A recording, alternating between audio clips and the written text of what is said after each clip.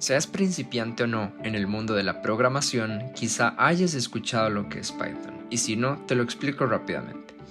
Python es uno de los lenguajes de programación más conocidos a nivel mundial, debido a que su escritura y lectura es muy sencilla, su lenguaje de programación es versátil y hay muchísima información en Internet. Ahora bien, Python por sí solo tiene incorporadas muchas funciones. Sin embargo, lo beneficioso de este es la implementación de librerías, que básicamente son como pequeñas colecciones de funciones que ya están definidas, que lo que hacen es facilitar el trabajo cuando estamos programando. En este video nos centraremos en 3 librerías útiles en el área de ciencia de datos o análisis numérico. La primera que mencionaré es NumPy. NumPy es una librería utilizada principalmente para trabajar datos numéricos, es decir, conjuntos de datos que podrían ser muy grandes son manipulados con muchísima facilidad. La segunda librería es Matplotlib, que básicamente es una librería de visualización de datos. En esta se pueden crear gráficos de líneas, barras, histogramas, gráficos en 3D y muchas representaciones más de datos. Por último, abordaremos la librería scikit-learn, que básicamente es una librería diseñada para el aprendizaje automático. Esta librería permite aplicar algoritmos de clasificación, regresión y agrupamiento de datos y es ideal para modelos de predicción.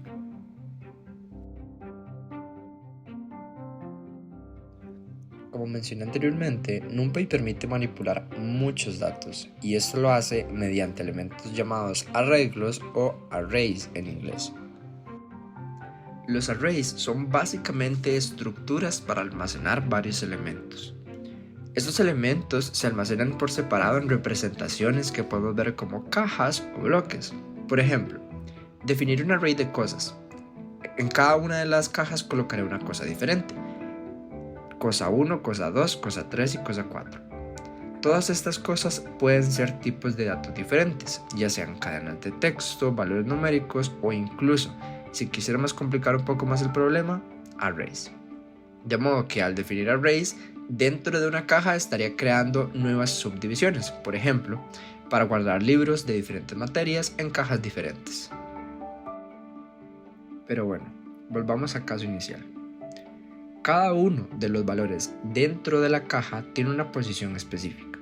Por defecto, NumPy inicia su conteo en 0 y va hasta n-1, siendo n la cantidad total de cajas. Es decir, la primera caja tiene asociado el 0, la segunda el 1, la tercera el 2, la cuarta el 3. Si tuviéramos muchísimas cajas, la numeración sigue este orden.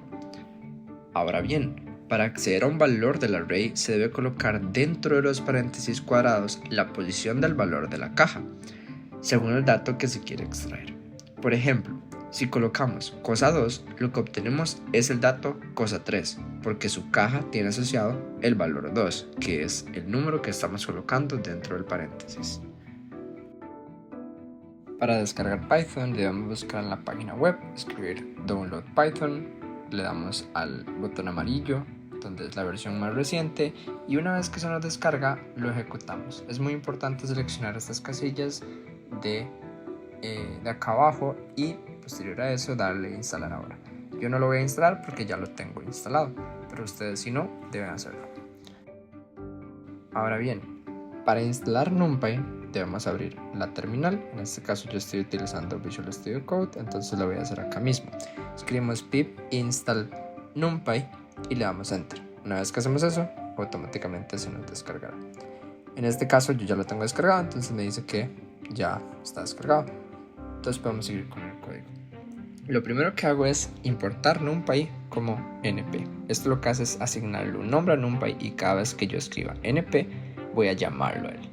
Los arrays en NumPy se definen como np.array. En este caso estoy definiendo un array de 3 cajas en la cual tiene 3 valores dentro de cada caja.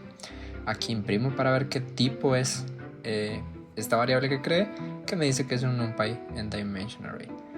Imprimí el estado inicial para que se vea, se tiene 1, 2, 3, 4, 5, 6, 7, 8, 9, separado en 3 cajas diferentes. Yo puedo manipular ese array que acabo de crear creando una nueva variable. Por ejemplo, le sumo 5 y lo genero, entonces obtengo un nuevo array en el que le sume 5 a cada entrada del pasado. Puedo multiplicar por 3 lo mismo. Si realizo una división por 5, obtengo lo mismo. Entonces lo que quiero que se vea es que es muy fácil manipular todas las entradas. Para acceder a cada valor, entonces aplicando la misma lógica que vimos anteriormente, como en este caso el array es de 2 dimensiones porque tengo valores dentro de cada caja, lo que hago es hacer 2 entradas. El primer valor me indica la caja y el segundo valor me indica cuál posición dentro de esa caja. Entonces, siguiendo esta analogía, la primera caja, la posición 3, que en este caso el valor accedido es 3. Finalmente, algo que quiero realizar es una comparación entre las listas de Python y las listas de NumPy. ¿Por qué si Python tiene listas utilizamos las de NumPy? Bueno, el detalle es que las de Python, cuando yo defino una lista y yo quiero modificarla, lo que hago es literalmente abrir la caja, modificar el valor, guardar el valor y cerrar la caja. Hacer esto para listas o arrays que son muy grandes es demasiado trabajo.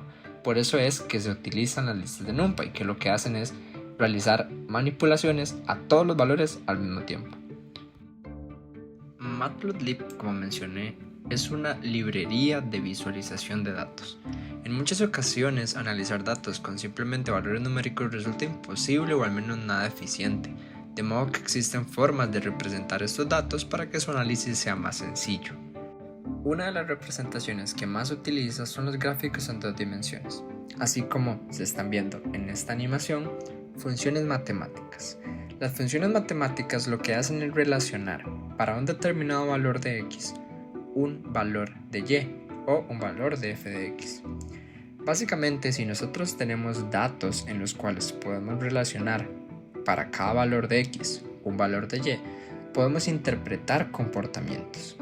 A partir de estos comportamientos, ver si son intervalos crecientes, si se tienen intervalos decrecientes, en dónde hay picos, cómo se comporta y cuál es la tendencia en general hacia el infinito. Quizá podamos hacer predicciones o análisis de cosas que ya han pasado. Y esto simplemente con una representación gráfica, así como lo hemos hecho en matemáticas. Ahora bien, a partir de esto, ¿cómo se generan las gráficas en Matplotlib? Bueno, tomemos como ejemplo la función de la recta. Note que los valores de x, o sea el eje horizontal, pueden tomar cualquier valor. En este caso el ejemplo está limitado de -4 a 4 por el tamaño de la gráfica. Por ejemplo, si tomamos algunos valores de x y los sustituimos en la función, determinamos otro valor asociado con ese y lo representamos en el eje y. Para poder representar gráficas así en Matplotlib, lo que necesitamos son 2 arreglos, uno que almacene los valores de x y otro los valores de y. Así, para este ejemplo, almacenando los valores de x en un array y almacenando los valores de y en otro array, podríamos generar esta función en Matplotlib. A continuación veremos un ejercicio programado.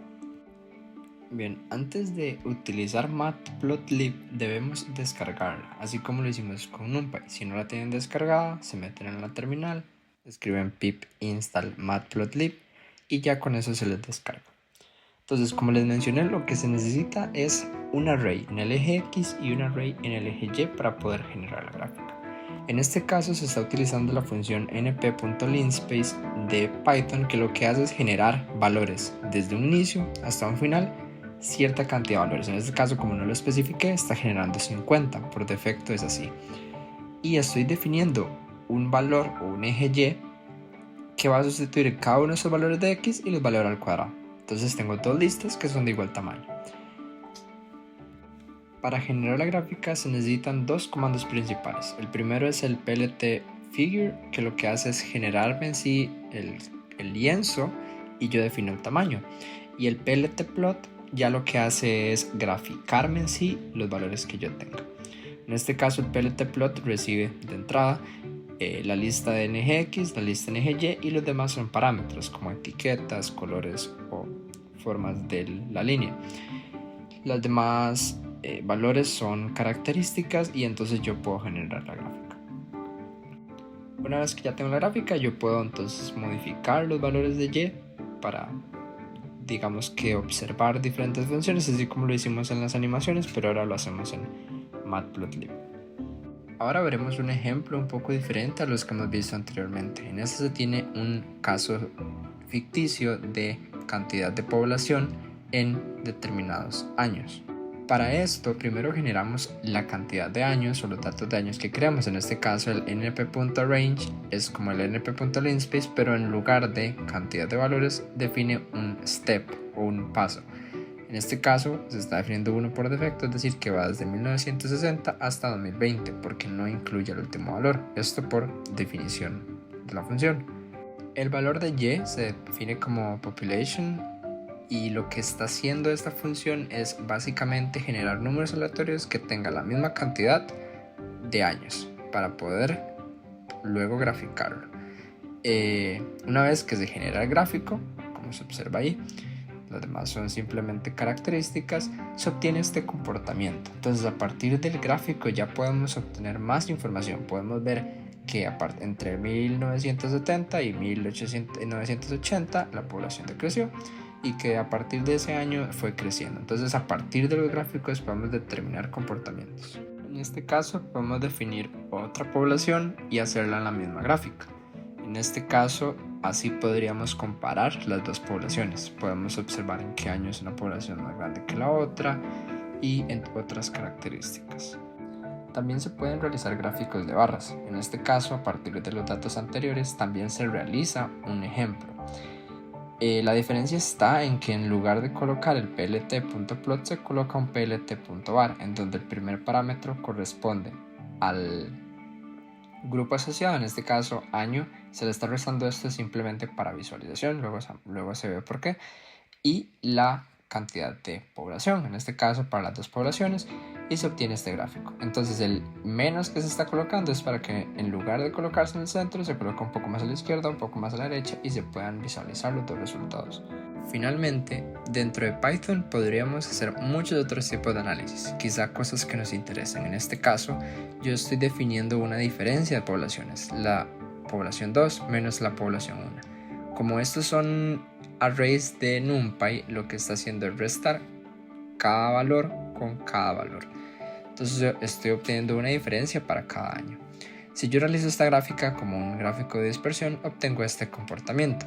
Lo que me señala esto es que entre 1960 y 1970 y algo, la población 1 era mayor que la población 2. ¿Por qué? Porque está por debajo de la línea. Otras cosas que se pueden determinar, yo puedo determinar a partir de funciones de NumPy, también como np.max, que lo que hace es obtener el valor máximo de ese array. Puedo obtener cuándo fue, o cuál fue, mejor dicho, la cantidad de población de personas más que hubo y en qué año fue. En este caso 57.3 millones en el año 2002. Entonces, si ven, aquí NumPy y Matplotlib funcionan en conjunto para analizar datos. Scikit-learn es una biblioteca diseñada para aprendizaje automático. Pero, ¿qué es el aprendizaje automático?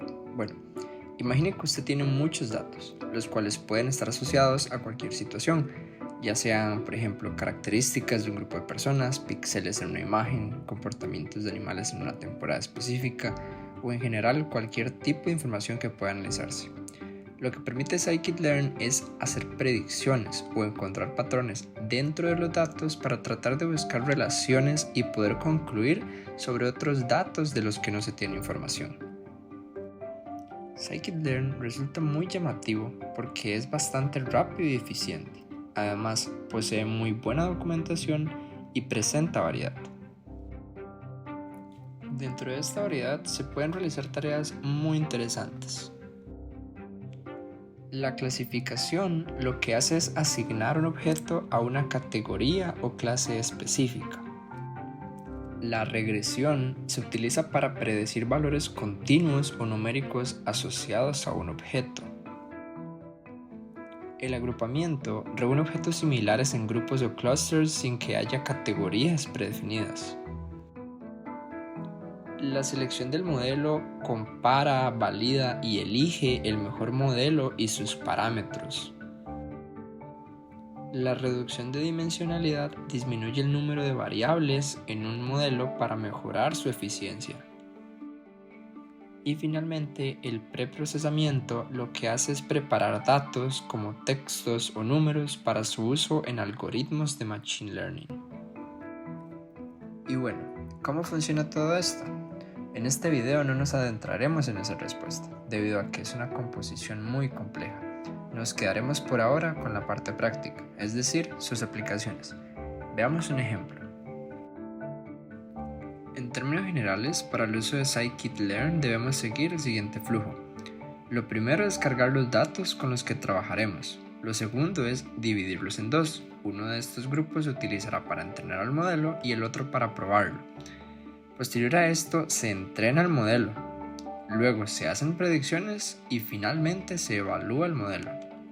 Lo primero que debemos hacer, si no lo tenemos descargado, pues es descargar la librería, que se realiza de manera muy similar a como lo hicimos con NumPy y Matplotlib, solamente que colocaremos pip install-u scikit-learn y con esto ya podrán descargarlo.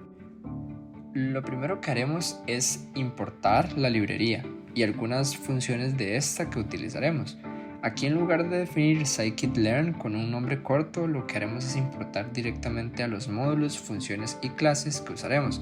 Esto porque es mucho más fácil al momento de programar. Acá lo que realizamos es cargar los datos. Para este ejemplo específico, los datos se definen como imágenes de dígitos numéricos caracterizados a partir de intensidad de píxeles.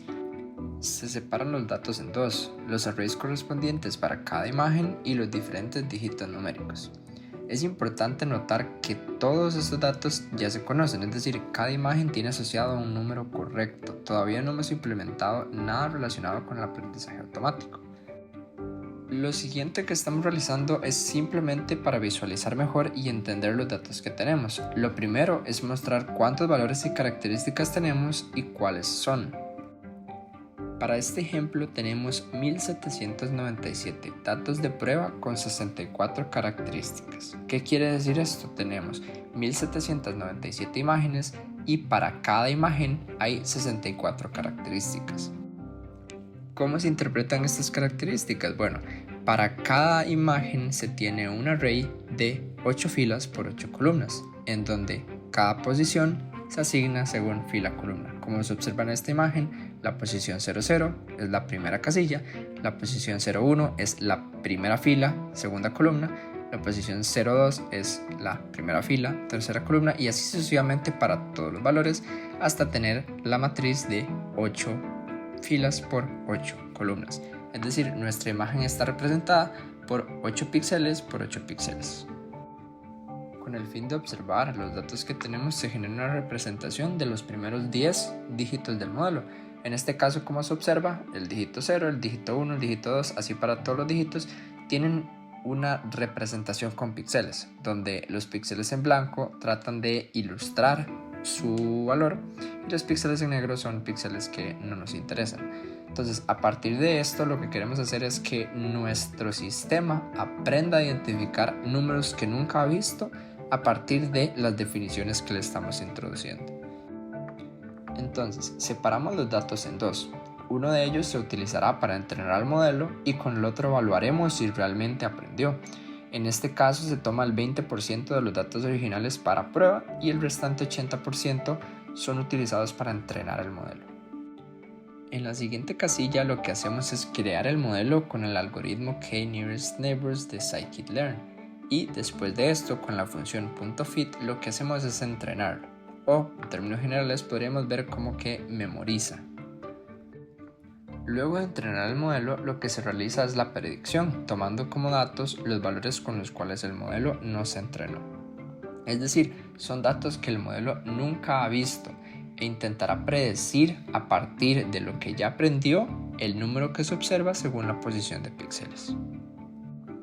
En este caso, como realmente sabemos el dígito de cada una de las imágenes, pues antes de hacer la separación de datos de entorno ya lo sabíamos, podemos comprobar si los valores predichos por el modelo son correctos utilizando una función de scikit-learn y obtenemos que se acertó el 98.33% de las imágenes, que en realidad es un porcentaje bastante alto. Para visualizar algunos números predichos generamos 10 imágenes. En este caso, para estas 10 imágenes, el modelo acertó correctamente en todas. Sin embargo, recordemos que tenemos más de 1700 imágenes. Esto es simplemente una pequeña muestra. Para evaluar el rendimiento del modelo se realiza una matriz de confusión comparando etiquetas reales con predichas. En esta figura, la diagonal principal son los aciertos del modelo, es decir, la cantidad de veces que acertó el valor 0, por ejemplo, cuando realmente fue 0, o el valor 3 cuando realmente fue 3. Además de esto, también se observan valores fuera de la diagonal. Estas son las predicciones incorrectas. Por ejemplo, en este caso se ve que el modelo predijo 6 cuando realmente el número era 5. Entonces acá se puede observar un análisis más amplio de todos los resultados. Entonces, a partir de este sencillo ejemplo, se identifica el potencial de esta biblioteca en relación al aprendizaje automático, siendo en este caso un modelo de predicción de dígitos, pero esto podría implementarse en otros tipos de problemas, como por ejemplo clasificación de imágenes de objetos en animales, personas o vehículos, por ejemplo. En este video hemos explorado cómo utilizar algunas de las bibliotecas clave de Python como NumPy para análisis de datos, Matplotlib para representación gráfica de datos y scikit-learn como algoritmos de aprendizaje automático. Espero que les haya gustado el video. Mi nombre es Fabián Díaz Sánchez y nos vemos en la próxima.